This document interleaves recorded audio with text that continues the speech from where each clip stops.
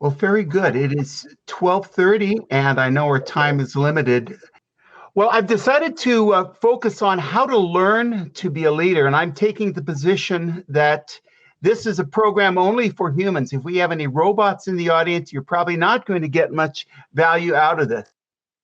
Leadership is a complex social behavior. Robots these days are excellent at learning, but as far as I'm concerned, robots are not well set up these days to learn how to become a leader. So I've borrowed the PowerPoint format from the site listed on the screen. I can't, in order for me to use this slide free, I had to give them credit for it. So if you later get a copy of the PowerPoint presentation, you can download your own PowerPoints from this site yourself. So I'd like to ask you to think about a leader. Let's have some fun with this. Let's think about a leader who, in the popular media, that may have an impression with you. Now, when I designed this, I was thinking it might be a Zoom workshop and I could do breakout sessions, but I don't think I can do that in the format we're in right now. So if you have, I'm going to tell you a leader that I think comes out of popular media that we don't usually think of as a leader, but and my instructions, what are some 3 lessons you can take from a well-known cartoon, movie, or video game character? I'll let you think about that for a moment. A cartoon, movie, or video game character that we could learn from as a leader. Any lessons from those? I'm going to show you my example right now.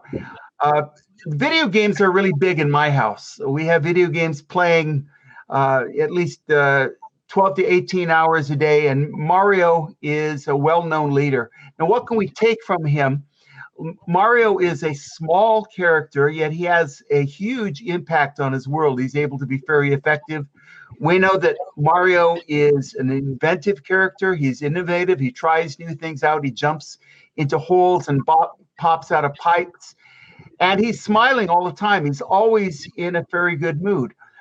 I think if I were in an organization, I might want to work with someone like Mario that might be able to take me, and I'd probably have a very good time as a result. Does anyone else have an example of a leader that we don't usually think of as a leader from popular culture? Any suggestions? Spock. Why would Spock be a great leader? I know that Spock has a very strong mind, and he's constant. He's not surprising. He's a consistent person. He's somewhat predictable. We know he uses data well, and he's very good at analyzing the environment. So if we had Spock on our team, what kind of outcomes might we expect from Spock as a leader? So I did moderated from Colleen. Colleen, if you want to respond to that, that'd be great. We also have Andrew. He said that Mel Gibson from Braveheart. Excellent. I remember the Braveheart character. Can you tell me a little bit of why Mel Gibson's portrayal of, I think it was Bruce. I think that was the family name Bruce, why he was a great leader for the Scottish people? Any thoughts, either Spock or Braveheart? So Spock, he is logical. He has logical outcomes. Very good. We want a leader who can apply logic and not be entirely based on emotion, but be able to weigh the evidence and to take us safely to a place that's consistent and practical and reproducible. Any thoughts on Braveheart, on Mel Gibson's character portrayal? Yeah, Andrew says his communication skills were great, which is always an important skill in leadership. Very good. The Braveheart character was an inspiring leader. We know from the movie that if there was something dangerous that was about to happen, the Braveheart character would be right there in the thick of things. He wouldn't be hiding behind a tree. He'd be right there, taking charge in the event, and he'd be exposing himself to personal risk. We might want to be with a leader like that, because if we were in a dangerous situation, that person would be able to, we know that if they're going to take us into danger, they personally feel it's worthwhile to be there, and they're leading by example. Okay, well, unless we have any other examples, we'll move on. Allison, any? I can't see the comment screen. Yep. No, that's it. Very good. So in this session, I want to explore, especially, how do we learn to become an effective leader? And we want to know what effective leadership means for you. We all are in different situations. I don't believe that good leadership means that we should all try to be the same kind of person, but we should be uniquely different and apply our talents. The way we can be a best leader, I believe, is that we must apply learning throughout our lives. We must apply learning, and we must apply feedback. And if we can do this consistently and put ourselves into situations which make a difference, we become eventually masterful and effective. An objective for this session might be to help you start to create your own personal leadership plan. This is not something that robots are going to respond well to, because robots in this day and age, they can learn, but they're not very good at evaluating their own limitations, and they're not very good about designing their own learning program. Now, I think eventually that will change, but right now, artificial intelligence is set up by an outside force to explore the learning situation. We as humans, though, we're maybe not as efficient as robots in applying our learning, but if we want to become a leader, we have to apply our talents in a confusing, multivariate situation. And that's why we need to have our own personal leadership program that can help us into learning what we need to do to be effective. So I want to start by asking, who has learned to use a software program like Excel or some other tool that's strongly analytical, that's got cut and dried formulas? Most of us have done that. Anyone, can we all say that we all fit into that category? We've learned either Excel or something like that. So how do we learn a program like Excel? It's going to be different than how we learn leadership. Excel, I'm going to say, you can put your answer into the chat box if you will, but we learn from drill, we learn from study, we learn from lecture, we learn from taking tests and seeing how our tests are graded, and to see what refinements we can apply to what we're learning. Excel is a very predictable format. It usually is very consistent in the way it works. Does anyone have any other thoughts on learning a technical skill like Excel? I mean, you can always learn by trial and error. I mean, that's always one way of learning. Not saying it's the most efficient, but you can always try it and see if it works. That is true. We do trial and error to learn a technical skill, but we also use trial and error in leadership as well. So trial and error is a very valuable talent that we can apply for a lot of situations. I'm going to suggest that some ways that people typically learn Excel is self-study on software. They can use the help function. They may have a book with exercises. I've been an instructor on courses where there's been a practical set of activities people have to go through. And then if they had a question, they ask me about it. And mostly if the program is well set up or the reading material is well set up, people can study on their own and go very well with it. And some people like to play around with technical materials and technical learning to advance. Now, Excel and other technical knowledge, I think we would agree, would be called hard skill. And leadership learning is different, qualitatively different than learning a technical skill. So here are some ways we might differentiate between hard skills and soft skills. Technical skills, drill, study, practice, exams, objective tests, and trial and error we put in there. Whereas a soft skill, which might include leadership, but might also include listening, communicating, public speaking would be a soft skill. We learn well how to apply ourselves in soft skill areas by reflection, looking back on what we did and thinking about what made a difference. We learn by coaching, having someone say, try this and apply a new technique, getting feedback from our peers, people telling us, I've been a leader. This is what I think might work for your situation.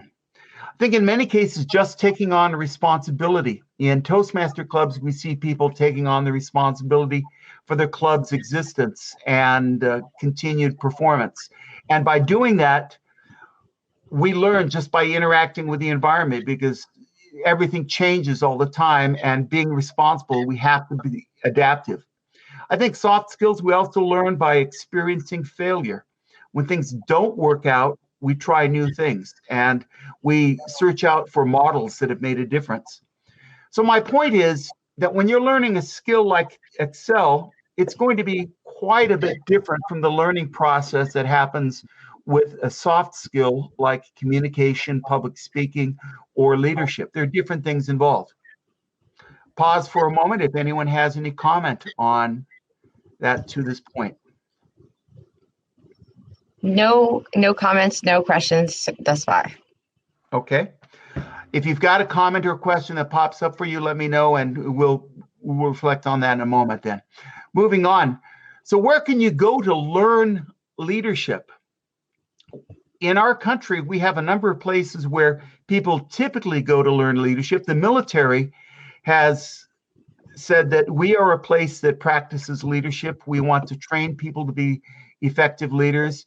I think in United States in particular, we want even the most junior ranks to have some skill and facility at making decisions that involve other people's lives. In business and corporations, there are institutes of learning for leaders. General Electric had a very famous leadership training academy. IBM has had a very famous business academy.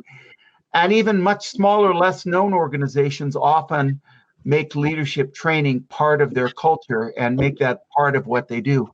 Now, Toastmasters, a surprise for many people in the world, Toastmasters claims to be where leaders are made. We include that as part of our DNA and what we do in Toastmasters, helping people apply their communication skills to have an impact.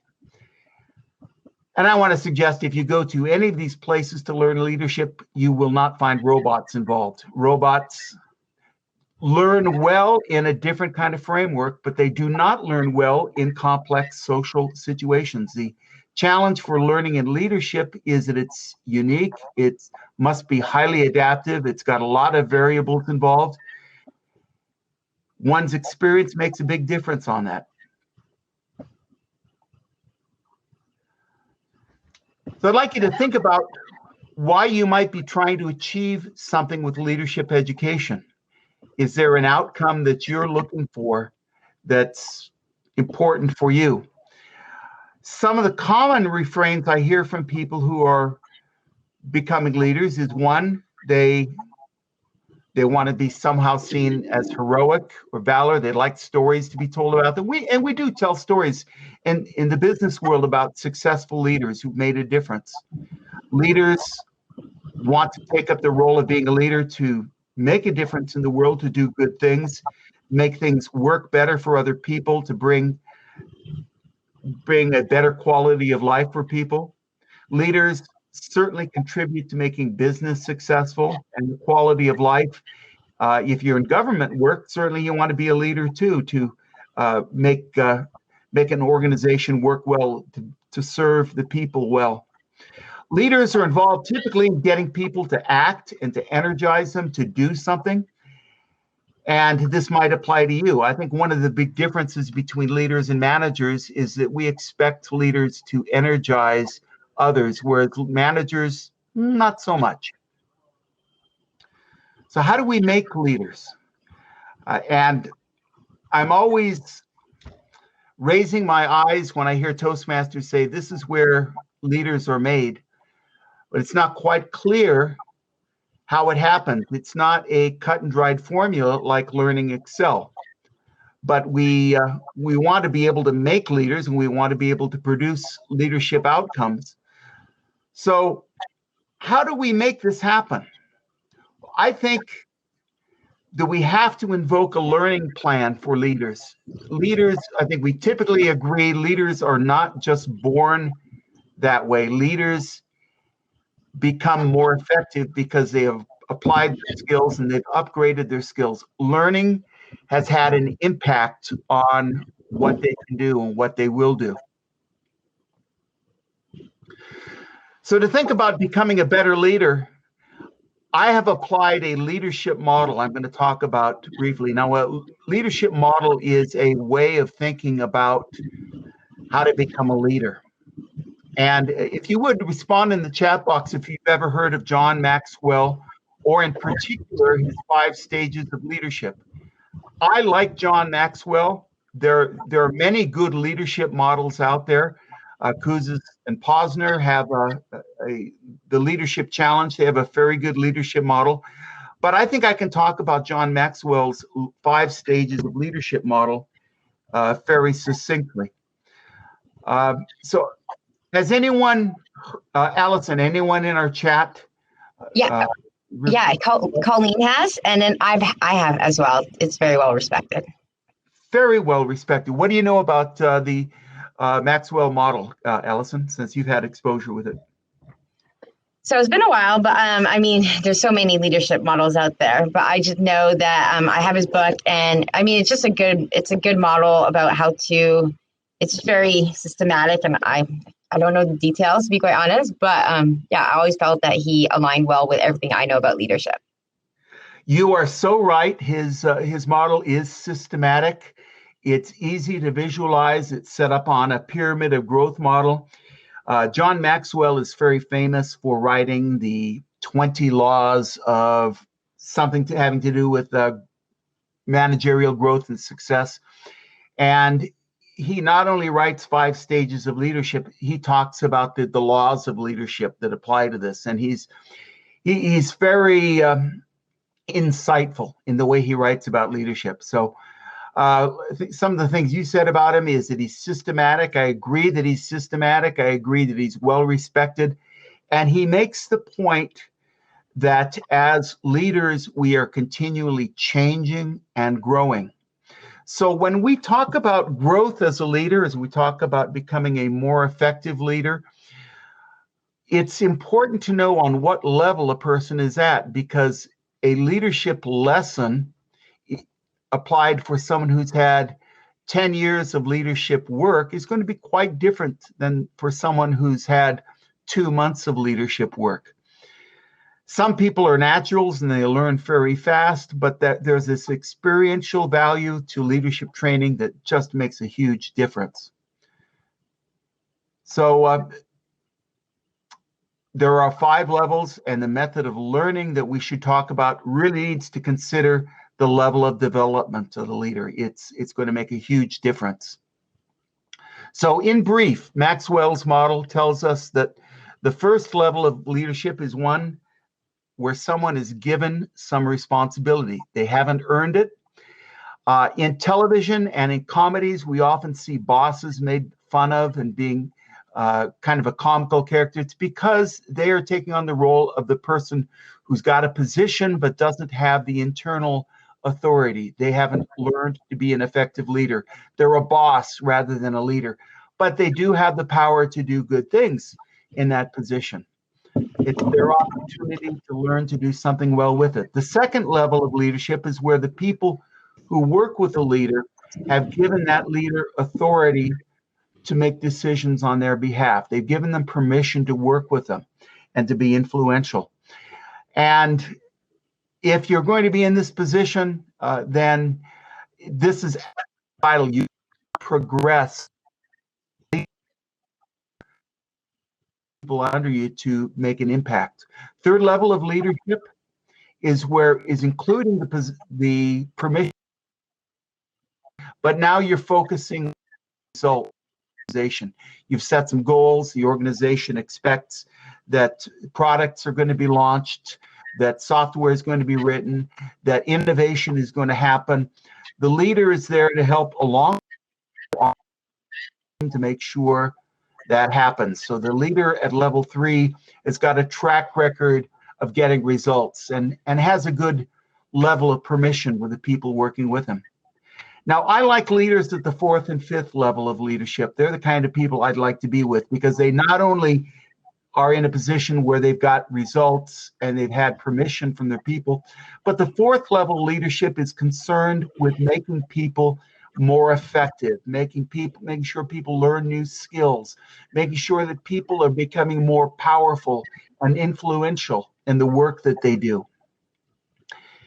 The 5th level of leadership is fairly rare, that when a person reaches this level, they spend some part of their attention, and perhaps a big part of their attention, into developing new leaders. So that when a leader has worked with someone at a level 5 level, they become more effective as a leader themselves. There's something about that relationship which is transformational. So Maxwell writes quite a bit about these 5 stages of leadership. I know, for example, if you are a level 4 leader and you go to work for another organization, you will not automatically be a level 4 leader in another organization, but you may not return to 0. You may go back and you may step back 1 or 2 steps as you're learning your place in a new organization. But your past experience counts for a lot, but it's not the only thing that counts for. So again, I'm going to pause and hear, has anyone got a reaction to Maxwell's model of leadership and how that might apply to learning to be an effective leader? Yeah, Jeffrey actually said, some leaders at work don't have the title of leader, but they can still be a leader. And I agree. To be a leader, you have to be one that supports others and help them achieve their goals. Yeah, that's so true, isn't it? It's one of the distinctions between a leader and a manager is you can't be a manager unless you're appointed in that position. But there are some people in an organization who've got that internal quality of trust, respect, and authority that's not been handed to them, assigned to them. They've earned the right to work with other people with authority. And so there are leaders without title. And Maxwell acknowledges this as well, but I'm giving you the shortened, collapsed version of understanding based on time. Jeff, thanks for the comment on that. I appreciate it. Any other thoughts on stages of leadership? That's it as so far. Okay, doing good. Thank you. So in case you want to buy more information about the 5 levels of leadership, this workshop is not just about 5 levels of leadership, but here's a copy of a title I picked up from Amazon.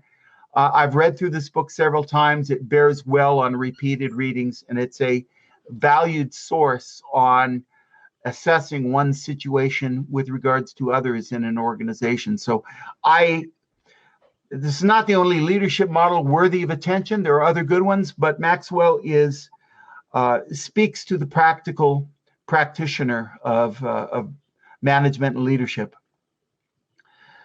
So I've made this point that if we're going to talk about how to be a leader, the learning depends on what level we're at. If you have a lot of experience at getting results with people, and that's the 3rd level of leadership, perhaps you want to focus on how to build new skills with other people, so you can move to the 4th level of leadership.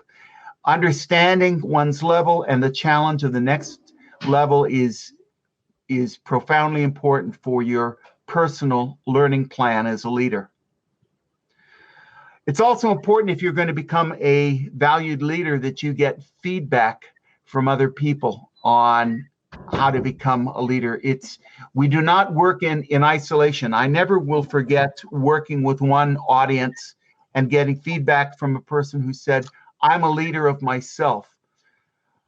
To me, well, that's a very nice thought. I substitute the word discipline for being a leader of myself, because I think leadership has to do with getting results with other people.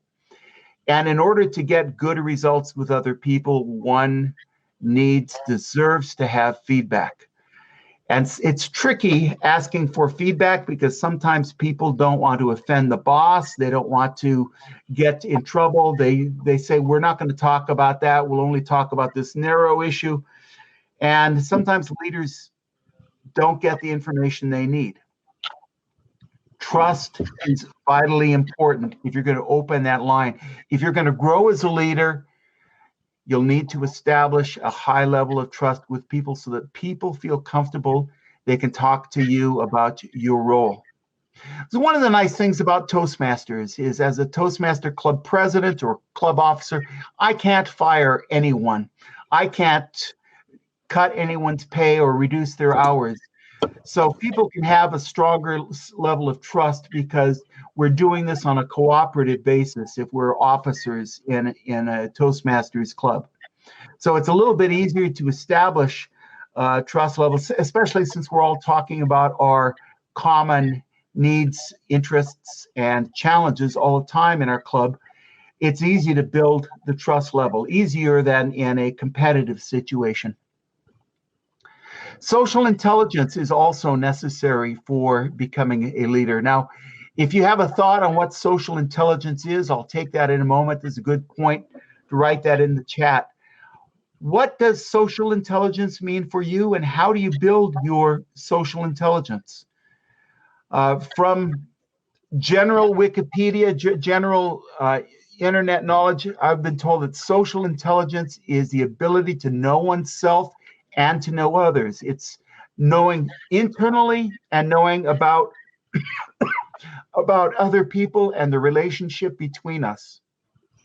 Social intelligence is commonly referred to as tact, common sense, and street smarts. So, what do you think? Any comments in the chat box for us? So I also think it's called EQ, right? Emotional intelligence. EQ is, in my mind, very close to social intelligence. There's a big, if I had a Venn diagram, I'd have two circles overlapping, but not completely same thing. But they're in the same space of meaning. There was no comments, though. Okay. Emotional intelligence is very valuable. Any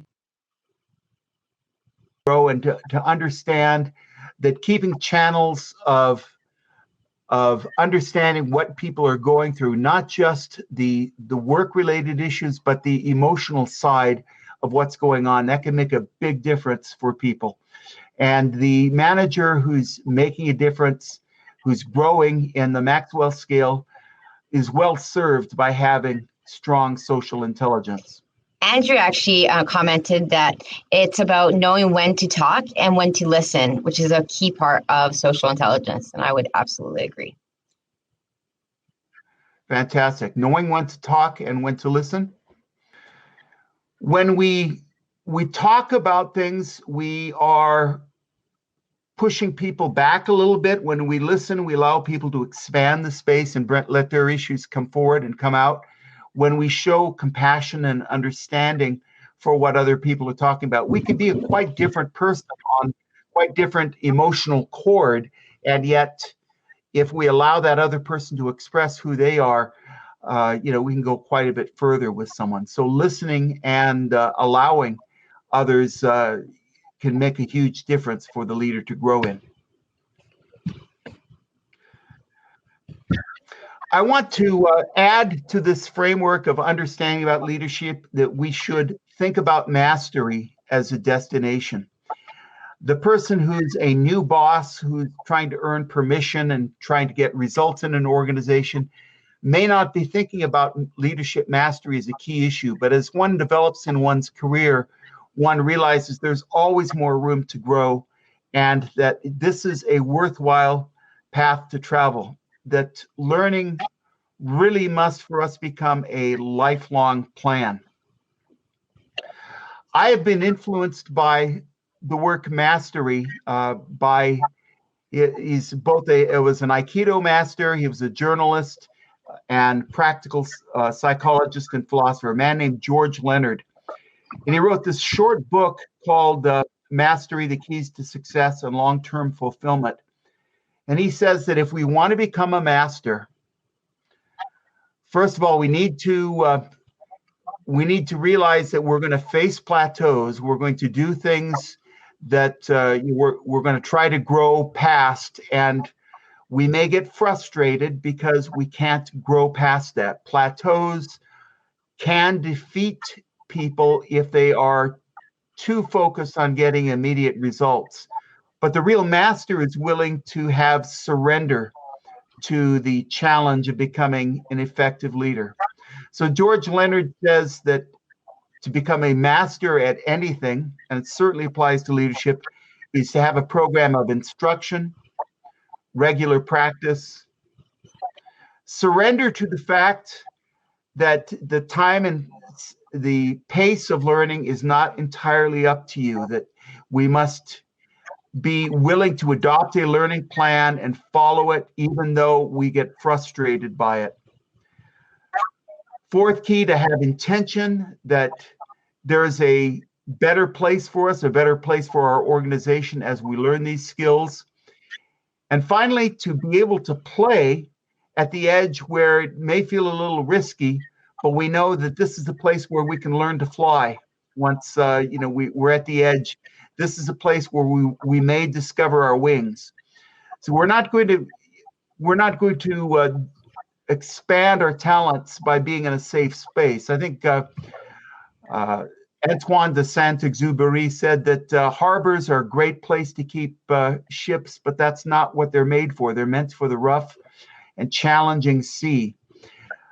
As leaders, we're not meant to be in our office, to do always the same thing. We must be in the place where there's a bit of risk and challenge. And if we are there, if we're willing to take instruction and practice, feedback, and to surrender to the long-term requirement it takes to be a leader, that we can move all the time closer to mastery.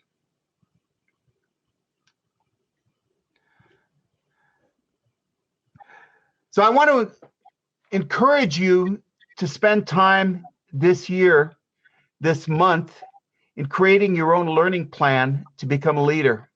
It's great that many of you are in Toastmasters. Some of you perhaps are not in Toastmasters. But think about your situation at work, in your community, in your club, and think about having a goal that you can follow this year as a starting point.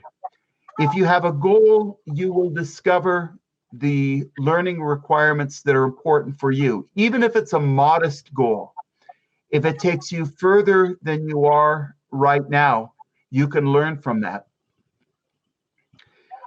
Here are some leadership goals you may want to consider.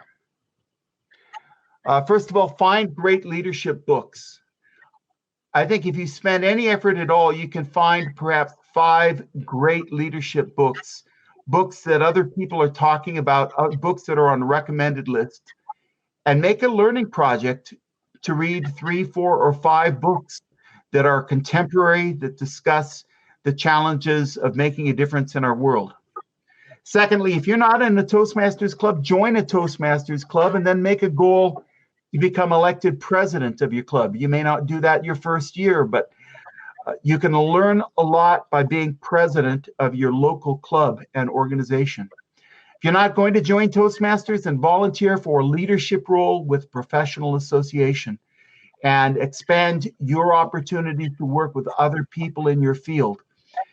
Learn to trust that other people have knowledge that you've never encountered, and trust that you're blessed with the feedback coming from other people that can make a difference for you, and you can become stronger in your own field.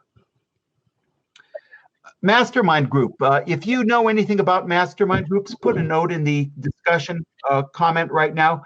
I'm studying mastermind groups. I'm interested in talking to people who work in mastermind groups. A mastermind group is a discussion group which is focused on helping the members become successful.